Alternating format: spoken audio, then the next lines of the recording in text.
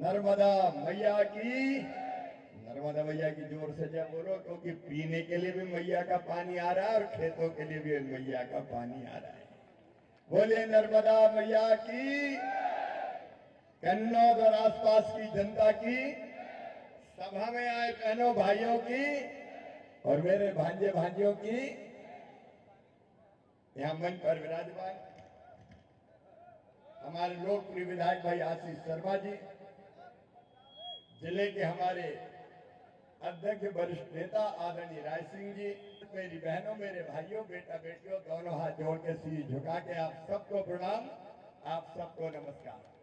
मेरी बहनों, तीसरी बार मोदी जी की जब से सरकार बनी है, मैं ग्रामीण विकास मंत्री बना, भाई आशीष आप हैं, अभी 10,400 से ज्यादा मकान इस देवास अपने खातेगांव विधानसभा क्षेत्र में दिए, अभी दिए। और आज कुछ को हम स्वीकृति पत्र बांटने वाले इस विधानसभा में 10,400 मकान। लेकिन अभी मैं देख रहा था रिकॉर्ड में कि स्वीकृत हुए 9,600 कुछ बच गए। क्यों बच गए मुझे सीओ जिला पंचायत बताएंगे। इतने मकान 1,000 की संख्या में क्यों रह गए वो?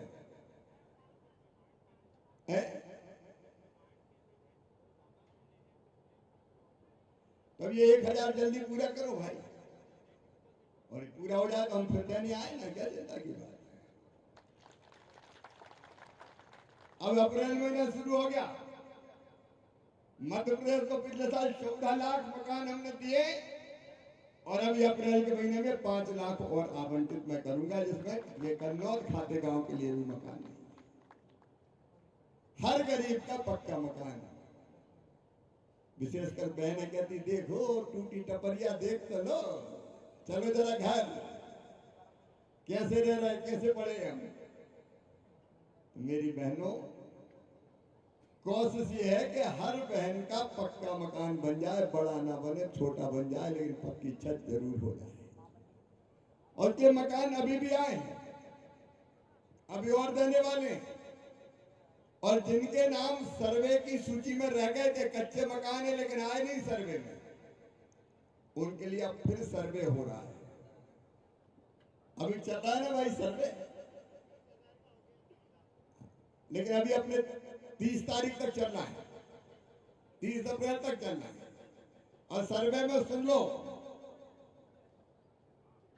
3 चीजें और बदली हमने। नंबर 1, पहले एक नियम था कि जिसकी आमदनी 10,000 से ज्यादा हो हर महीना उसको मकान नहीं मिलेगा। अब एक तरफ हम कह रहे हैं लखपति दीदी बनो, और दूसरी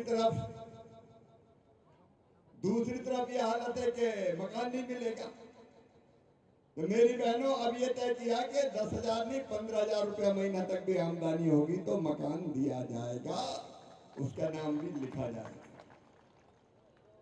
दूसरा एक नियम और था कि जिनके पास मोटरसाइकिल स्कूटर होंगे उनको मकान नहीं मिलेगा, 2 व्हीलर, वो गरीब नहीं है।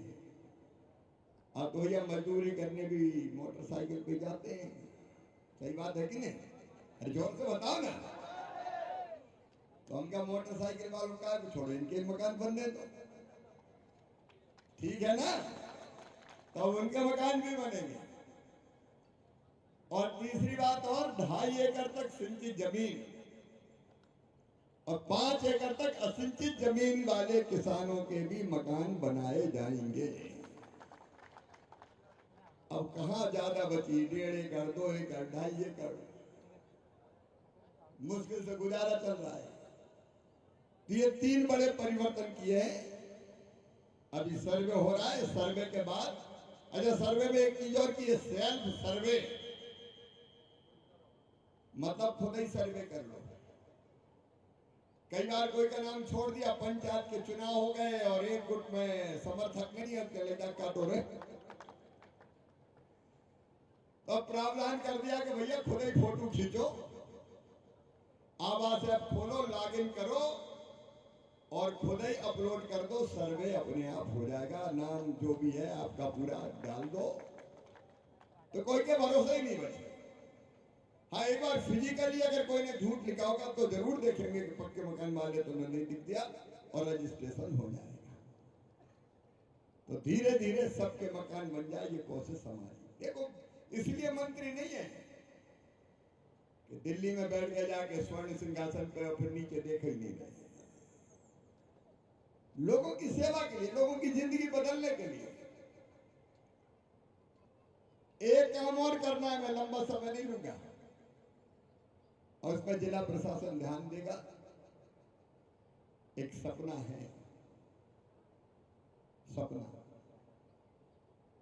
और वो सपना है गरीबी मुक्त गांव बनाने का सपना। कोई गरीब ना रहे। मैं मजाक नहीं कर रहा, गंभीरता से कह रहा हूं। मैं अरबपति बनाने की बात नहीं कर रहा, लेकिन हर परिवार के कोई ना कोई सदस्य को हम आजीविका के काम से, कोई ना कोई काम से जोड़ दें। खाली कोई ना रहे, छोटा बड़ा, अगर वो आजीविका के काम से, जैसे मैं आपको बता रहा हूं, ये मेरी बहनें बैठी हैं, इनमें से समूह की, स्व सहायता समूह की आजीविका मिशन की बहनें कौन है, जरा हाथ उठाओ जो समूह में काम करती है। ये बहनें हैं समूह वाली, इनकी जिंदगी बदल गई। इनके समूह की बहनों को ट्रेनिंग देते हैं, ट्रेनिंग देके उनका समूह थोड़ी बचत करता है, फिर सरकार पैसा देती है जिसको रिवॉल्विंग फंड कहते हैं समूह को, और फिर बैंक से उनको सस्ते ब्याज पे और कर्जा दिलवाते हैं। अपने खातेगांव विधानसभा क्षेत्र में भी 1150 समूह को 33 करोड़ रुपए से ज्यादा की व्यवस्था की जा चुकी है काम धंधों के लिए, और उससे कई बहनें छोटे छोटे काम शुरू किए गए। बकरी पालन, मुर्गी पालन, पशु पालन, छोटे मोटे सामान बना रही है। पशु सखी बन गई, बैंक सखी बन गई, ड्रोन दीदी भी बना रहे हैं। अलग अलग कामों से ऐसे जोड़ रहे हैं कि बहन की आमदनी कम से कम हर महीना 10,000 रुपया हो जाए, और 10,000 रुपया महीना हो गए तो 1 लाख रुपया साल तो हो गए। और 1 लाख रुपया साल अगर मेरी बहन कमाती है तो उसको हम कहते हैं लखपति दीदी। 1 लाख कमाने लगी साल भर में तो लखपति दीदी। और ये मजाक नहीं है। अपने यहां कितनी लखपति दीदी है, सीओ बताइए, है संख्या में? 11,800। ये मजाक नहीं कर, रिकॉर्ड है। 11,800 दीदियां अपने यहां 10,000 रुपया महीना से ज्यादा कमाने लगी सेल्फ हेल्प ग्रुप के माध्यम से। जो घूंघट में बैठती थी, बोलना नहीं जानती थी, वो भर्रा पेदार भाषण देती माइक पे, आप देख लेने कहीं। उनकी जिंदगी बदल रही, बदलना है। क्यों हाथ फैलाएं, क्यों मजबूर रहे, क्यों आंखों में आंसू रहे, क्यों 1,000-2,000 के लिए तरसे? और फिर एक तरफ चलेगा लखपति दीदी अभियान, मेरी दीदियों। बताओ कौन कौन लखपति बनना चाहते हैं, हाथ उठा लो। अरे बताओ, सभी बनना चाहते हैं कि नहीं? जोर से बोल के बताओ, बनना चाहते हैं कि नहीं? नहीं रहेंगे गरीब, करेंगे काम, बढ़ेंगे आगे। और लखपति दीदी का मंत्री मुझे ही बना दिया है मोदी जी ने। और अपने देवास जिले में अभियान चलेगा। सारी दीदियां खातेगांव में, कन्नौज में, हर दीदी समूह से जुड़ जाए, जो गरीब बहन है समूह से जुड़ जाए। उनकी ट्रेनिंग और उसके बाद अलग अलग काम, बैंक लिंकेज, और वो लाभ कमाने लगे। इसके इंतजाम सरकार पूरी ताकत से आपके साथ खड़ी। मैं भी बीच बीच में आऊंगा, आशीष भी आएंगे बीच बीच में। नहीं रहेंगे गरीब। और गरीबी मुक्त गांव का मतलब क्या है? मैं अंदर की तड़प बोल रही, मैं नहीं बोल रहा। कई काम है, मुद्रा बैंक से कई लोगों को हम सहयोग कर सकते, करें काम धंधा छोटा। खेती के साथ कई प्रयोग कर सकते हैं आप। पशुपालन से लगा के कृषि वानिकी तक के हम उस पर सहयोग करेंगे आपको। खेती के साथ और 4 काम कौन शुरू हो सकते हैं? एक खेत में आइडियल खेती कैसे हो सकती है, उसका भी एक फॉर्म बना रहे हैं। पीएम विश्वकर्मा योजना का लोन मिलेगा जिसमें सब्सिडी और बैंक गारंटी भी सरकार देगी। ग्रामीण स्ट्रीट वेंडर की योजना ला रहे हैं, उनको भी नौजवान करना चाहते, पैसा मिलेगा वो काम धंधा शुरू करें। हर एक को आजीविका से जोड़ना, एक साथ नहीं होगा सब गांव में, मैं जानता हूं, लेकिन आशीष जी प्रशासन के साथ मिलकर जो गांव बिल्कुल दिल है जिनमें इच्छा, ऐसे गांव की सूची बनाए, उन गांव से हम शुरू करते हैं, उन गांव से हम शुरू करते हैं। 10 गांव 20 गांव में शुरू करेंगे पहले, और उनको मॉडल बना के बाकी गांव में शुरू करेंगे, और एक दिन गरीबी के बोझ को दूर उठा के फेंक देंगे। मोदी जी के नेतृत्व में एक वैभवशाली, गौरवशाली, संपन्न, समृद्ध और शक्तिशाली भारत का निर्माण हो रहा है। विकसित भारत, और विकसित भारत के लिए विकसित कन्नौज चाहिए, विकसित खातेगांव चाहिए, विकसित हर गांव चाहिए, और हर गांव को विकसित बनाने के लिए दोनों दृष्टियों से, रोजगार की दृष्टि से भी और पीने का पानी, स्कूल, शिक्षा, सिंचाई का पानी, पंचायत भवनों, सारी चीजों से लैस विकसित गांव चाहिए। ज्योतिबा फुले जी की आज जयंती है। महात्मा ज्योतिबा फुले जिन्हें शिक्षा की अलग जगाई थी, जिन्हें बहनों को आगे बढ़ाने के काम किए थे, उनके चरणों में मैं प्रणाम करता हूं। भगवान, अगर जीवित जागृत कहीं देखता हूं तो मैं जनता में देखता हूं, और देवी माँ के दर्शन अपनी बहनों में करता हूं, अपनी बेटियों में करता हूं, और से जनता की सेवा ही हमारे लिए भगवान की पूजा है। कृषि भारतीय अर्थव्यवस्था की रीढ़ और किसान उसकी आत्मा, और अगर किसान की खेती बढ़िया हो गई तो समझो भगवान की पूजा हो गई। और लगातार कोशिश यही है। मोदी जी के नेतृत्व में कैसे खेती आगे बढ़े, कई फैसले पिछले दिनों हुए। अभी तय किया कि तुअर, उड़द, मसूर, गेहूं तो खरीदेंगे ही पूरा, मिनिमम सपोर्ट प्राइस पे पूरी की पूरी खरीदी जाएगी, एक एक दाना खरीदेंगे। केंद्र सरकार ने फैसला कर लिया है। अभी भी सोयाबीन के दाम बहुत कम हो गए। मैं ब्राजील भी जा रहा हूं 14 तारीख को, वहां सोयाबीन की खेती बम्पर होती है। उनकी पैदावार ज्यादा, हमारी पैदावार कम है। मैंने वैज्ञानिकों को निर्देश दिए कि सोयाबीन के ऐसे बीज बनाओ जिससे सोयाबीन के हाइब्रिड बीज उत्पादन ज्यादा हो, और बाहर से जितना सोयाबीन के अलावा भी तेल आता था उस पर कोई टैक्स नहीं लगता था, जैसे अभी ट्रंप लगा रहा है। तो बिना टैक्स के सस्ता तेल आता था, तो अपना सोयाबीन और नीचे बैठ जाता था। इस बार 27.5% बाहर से आने वाले तेल पे हमने टैक्स लगा दिया है, ताकि अपना सोयाबीन सस्ता ना बिके। कोशिश यही होगी। सोयाबीन, प्याज के निर्यात पे टैक्स लगा था 40%, वो घटा के पहले 20 किया, फिर 0 कर दिया। चावल के निर्यात पे प्रतिबंध था, वो हटा दिया।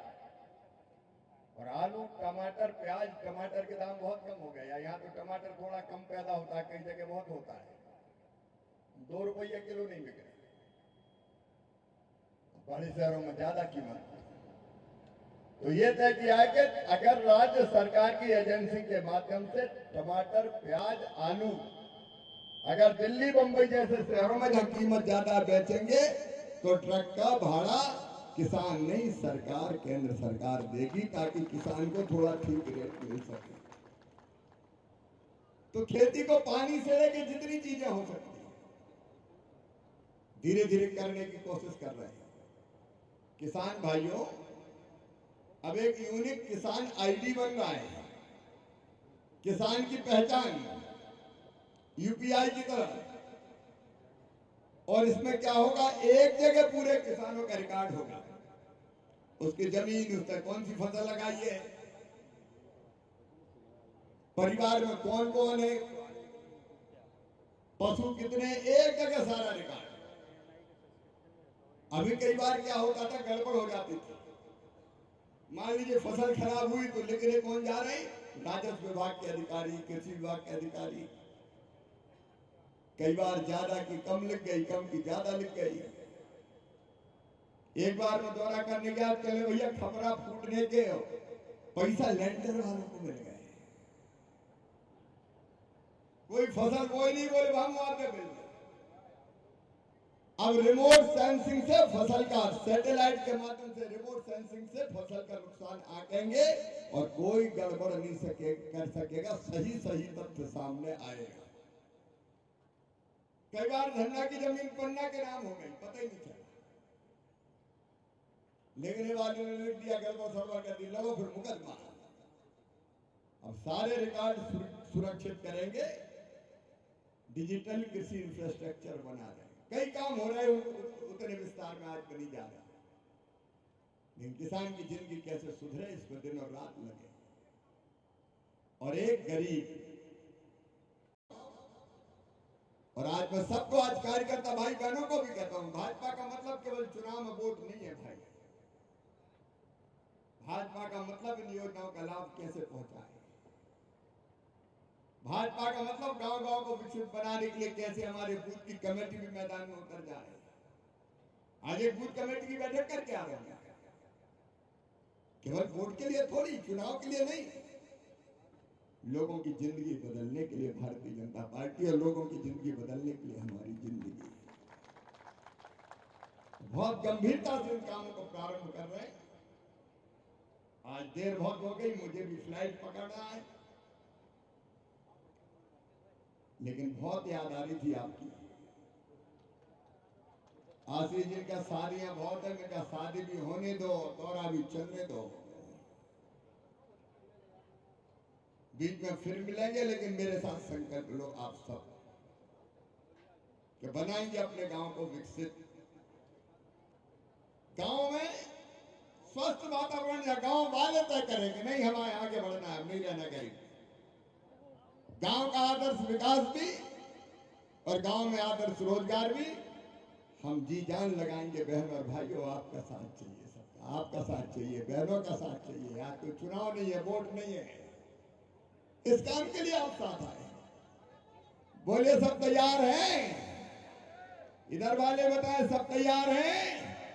तो आइए कन्नौज खाते गांव में भी एक एक गांव को विकसित गांव बनाए, रोजगार युक्त गांव बनाए। और एक बहन कह रही दारू वालों को रोको,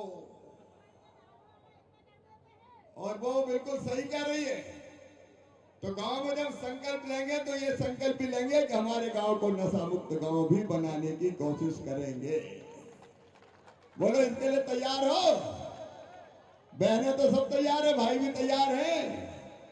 तो आइए मेरे साथ, दोनों हाथ ऊपर उठाइए, दोनों मुट्ठी बांधिए और भारत माता की जय बोल के विकसित गांव और रोजगार युक्त गांव बनाने का संकल्प अपने गांव को लें। बोलिए भारत माता की, भारत माता की, नर्मदा मैया की, हर हर नर्मदे। बहुत बहुत धन्यवाद। बहुत बहुत धन्यवाद आदरणीय शिवराज सिंह जी चौहान साहब। हितग्राहियों को बुला लीजिए, बैठिए सभी हितग्राहियों का स्थान पर बैठ जाए। सबसे पहले अपने आवेदन लेके जाएंगे, रुकिए इधर लेके। प्रधानमंत्री ये लाभ बांटने के बाद में नीचे आवेदन लेने आ रहा हूँ, ठीक है? प्रधानमंत्री अभी लग जाए। ग्रामीण आवास योजना की आइए हितग्राही हितग्राही श्रीमती ललिता